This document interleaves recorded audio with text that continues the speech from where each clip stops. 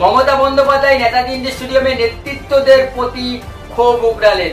দু একটা নেতা হালে উঠেছে এবং তারা দলের সিম্বলকে ভুলে যাচ্ছে। দলের সিম্বল তাদের কাছে বড় নয়, তাদের কাছে বড় উমুক নেতা, তুসুক নেতা। এইভাবে কিন্তু মমতা বন্দ্যোপাধ্যায় বলছেন। তিনি নেতৃত্বের কাছে এটাও বলছেন যে আপনারা ভুলে যাচ্ছেন আমি কিন্তু টুইটার, ফেসবুক সমস্ত কিছু দেখি, তাই দলের সিম্বলকে ভুললে চলবে না। আর 26-এর ভোটের আগে যে মমতা বন্দ্যোপাধ্যায় দলের শেষ কথা এবং তিনি যে দলের সমস্ত কিছু নিয়ন্ত্রণ করছেন এবং নিয়ন্ত্রণ করবেন তা কিন্তু নেতৃত্বদের কাছে এই মুহূর্তে কিন্তু বক্তব্য রাখছেন। কি বক্তব্য? এই বক্তব্য কিন্তু আমি দেখছি ইদানিং দু একটা নেতা হয়েছেন, নেতা কিনা আমি জানি না, হঠাৎ গজিয়ে তোলা। কেউ বলছেন আমি সিম্বল চিনি না বলে তার নেতার নাম বলছে।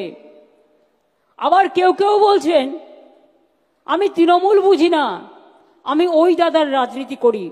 মনে রাখবেন, আমি কিন্তু রোজ খুঁটিয়ে খুঁটিয়ে ফেসবুক দেখি, টুইটার দেখি, আর কে কি বলছেন, কে কি করছেন সবটাই কিন্তু নজরে আমার থাকে। এদের জন্য নজর আমার থাকবে।